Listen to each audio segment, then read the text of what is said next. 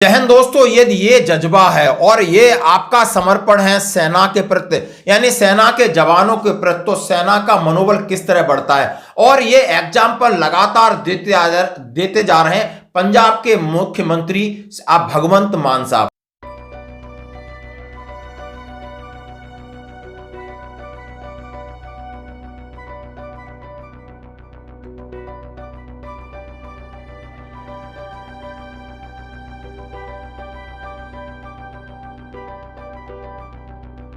हक मांगते नहीं, किसी से भीख मांगते, हमारा हक की समस्याएं हैं, चाहे वो ईसीएच की है, चाहे एमएसपी की है और ओपी की है, वो जल्द से जल्द हल की जाए। और हमारे कर्नल साहब ने भी क्या ट्वीट किया कि आजकल लोग हम सेना के ऊपर इस्तेमाल करके राजनीति करके सुर्खियां बटोरना चाहते हैं, लेकिन उनके साथ कोई नहीं देता है। और ये एक बहुत बड़ी मिसाल है, इसके बारे में बात करूंगा। और क्या इन लोगों के घर में इतना पैसे देने के बाद क्या उन्हें उनका बेटा वापस आएगा? आज फिर जब सरकार, आज 26 जनवरी है, सेना का प्रदर्शन होगा, सैनिकों की बातें होंगी और सब चीजें होंगी, लेकिन एक बात नहीं होगी कि जंतर मंतर पर बैठे आज सैनिक हैं, उनका भी आज वीडियो बनता है। 80 साल के 90 साल के लोग वन रैंक वन पेंशन की विसंगतियों को लेकर जूझ रहे हैं, और सरकार टस से मस नहीं हो रही है, सरकार अनदेखी कर रही है, सरकार बेइज्जती कर रही है, सरकार सुन नहीं रही है, यानी सरकार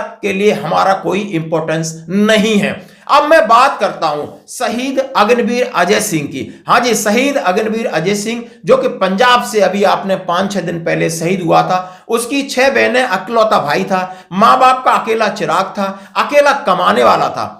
फिर जब वो शहीद होता है, यानी पूरा दुख होता है, मातम होता है, वो 2-4 दिन में धीरे लोग उसको भुला देते हैं, अगली बात पे जाते हैं। लेकिन दाद देता हूं, मैं सल्यूट करता हूं ऐसे मुख्यमंत्री को जिनका नाम है भगवंत मान, जो खुद चलकर उनके घर जाते हैं, उनके परिवार के साथ संवेदना व्यक्त करते हैं, उन्हें साहस देते हैं, उन्हें ढाढ़स देते हैं और सम्मान के रूप में 1 करोड़ रुपए का चेक देते हैं। और नहीं, इसके साथ देते हैं कि 6 बहनों में से मैं 1 बहन को सरकारी नौकरी दूंगा ताकि आपका जीवन आगे ले जाए। यहां नहीं रुकते, फिर कहते हैं कि उनकी मूर्ति यहां स्थापित होगी, शहीद का दर्जा होगा और उनके नाम पर कोई न कोई सड़क या कोई न कोई गांव में इस तरह उनका स्मृति चिन्ह होगा, ताकि इसी को कहते हैं अमर जवान, यानी इनका नाम अमर रहे। भले वो उनका देह नहीं है, लेकिन उनका नाम चलता रहे। और ये जीती जागती मिसाल पेश की है पंजाब के मुख्यमंत्री ने। ये पहली बार दफे नहीं की है, ये हमेशा जब से उन्होंने चेयर संभाली है लगातार इस तरीके की पहल करते आए। तो ये जवानों के लिए सम्मान और जवानों के लिए इससे मैसेज किया जाता है समाज में, यानी कि कर्नल मुकुल साहब हमेशा कहते हैं, may God bless you honourable chief minister mister Bhagwant Mann who care for the soldier in Indian society. This gesture would encourage the young generation to come forward to join the armed forces and defend the motherland.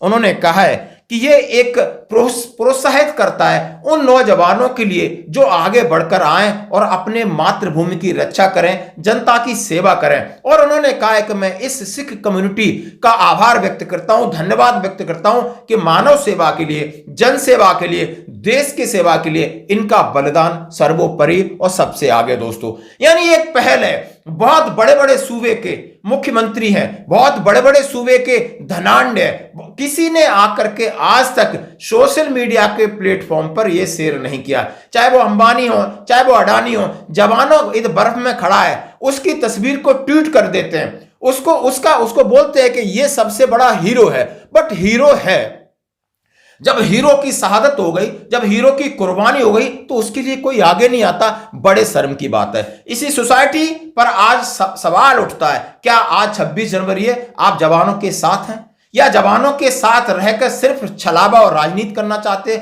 क्योंकि इसका जीता जाता उदाहरण है जंतर मंतर। लगभग 1 साल से लगातार कंटिन्यूस बैठे हुए हैं, यानी वो जवान है जो आपसे कुछ नहीं मांग रहे, वो एक न्याय मांग रहे हैं। उनको लग रहा है और उन्होंने इस बात को प्रूफ करके दिखाया गया है कि यानी हमारे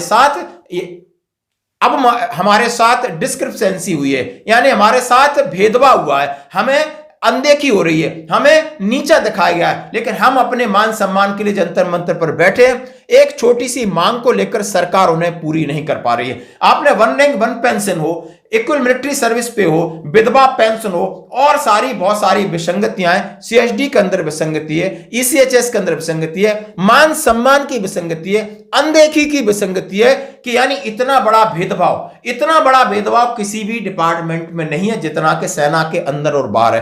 क्या इसको कम नहीं किया जाएगा? क्या आज हम गणतंत्र दिवस के इस मौके पर इस आवाज को आगे नहीं ले जा सकते? क्या किसी के दिल या दिमाग में ऐसा है नहीं कि यहां कहीं ना कहीं भेदभाव है जो सेना के अंदर इस तरह की स्थिति पैदा करता है? आप जंतर मंतर से 90 से 95 साल के बुजुर्ग सूबेदार प्रगट साहब के हौसले देखिए, जोश देखिए, साहस देखिए, और ये साहस और जोश हमें प्रेरणा देता है कि हम अब घर से निकलें और जंतर मंतर की तरफ कूच करें और इस जो मुहिम चल रही है वन रैंक वन पेंशन की, आपसी मतभेद भुलाकर एक होकर सरकार का डट के मुकाबला करें। जय हिंद। उनको जल्द से जल्द हल किया जाए और ओआरओपी का मसला जो है वो एमएसपी का है और विडोज की पेंशन का जो मसला है उसको जल्द से जल्द हल किया जाए, ताकि फौजियों के दिमाग में, जो भूतपूर्व सैनिक हैं, उनके दिमाग में ये चीज़ आए कि हमारे साथ वो बहुत अच्छा हो रहा है और हमें किसी किस्म की प्रॉब्लम जब मुश्किल पेश नहीं आ रही,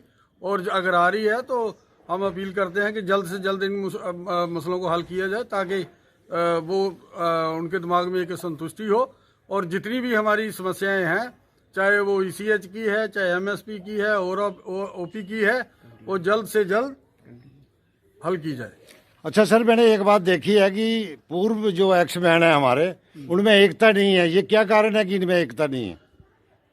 एकता तो है, 37 दिन हो गए हैं और गवर्नमेंट आपकी बात सुन नहीं रही है, तो आगे की क्या रणनीति रहेगी आपकी? मैं सूबेदार प्रगट सिंह, नेशनल प्रधान साबका सैनिक संघर्ष कमेटी।